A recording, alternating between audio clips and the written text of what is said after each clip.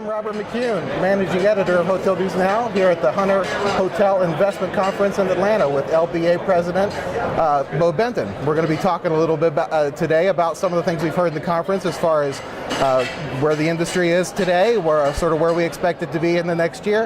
One of the things that we've heard is that despite a 2016 in which transaction volume really took a hit. I think one of the numbers that was quoted was that transactions were down about 40% in 2016, that we're seeing some confidence in that arena this year, and we expect the transactions to sort of be up in 2017. Can you talk about does that hold true with your company, and why do you think that is? Yeah, I think any year you see, especially an election year, I think coming off several years of very, very positive growth for the industry, everybody knows that can't continue forever.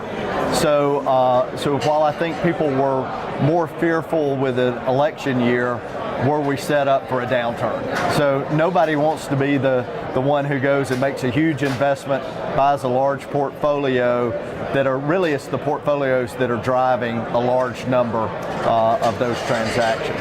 And so nobody wants to step off that cliff, buy the large portfolio, and this be the next 2008. I think the surprise in the election and just certainty after an election really gives people some hope and some clarity going forward. Maybe a little less regulation in the industry, some more positive things on the employment law and regulation standpoint. So I think all of a sudden you start getting more confidence in the industry.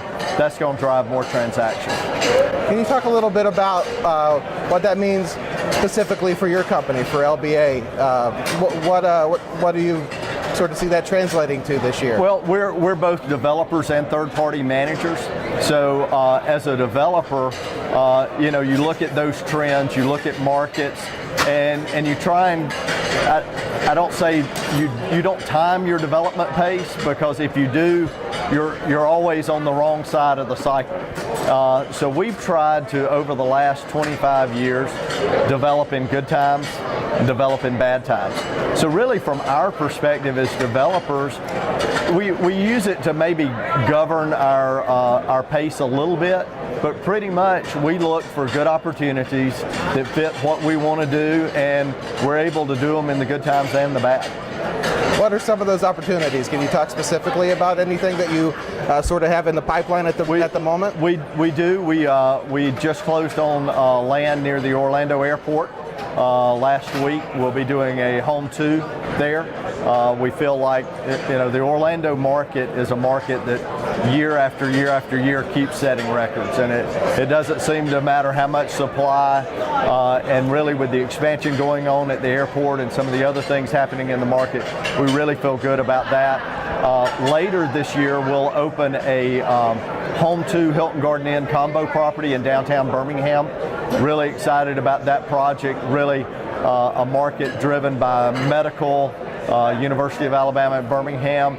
And this will be our second dual bill property, but one of the first ones is the brands continue to adopt the dual bill strategy and allowing the developers and the owners more flexibility that allows us to truly take advantage of some of the efficiencies of operations of a dual bill property. Okay. We talked a little about, you talked a little bit about that sort of mood changing and some of that uncertainty that's in the industry that we saw during the election, prior to the election, going away to some extent.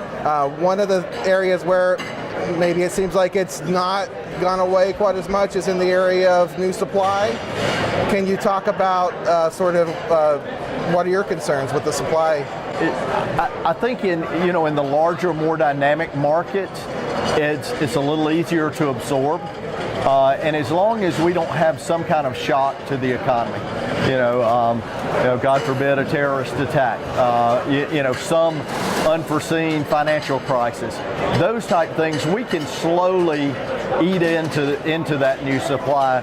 Where we really see it is more in the secondary and tertiary markets, where you've got a fairly thin base anyway, as money has continued to be cheap, and more brands are created, there's that opportunity to backfill, and we're seeing that in some of our markets.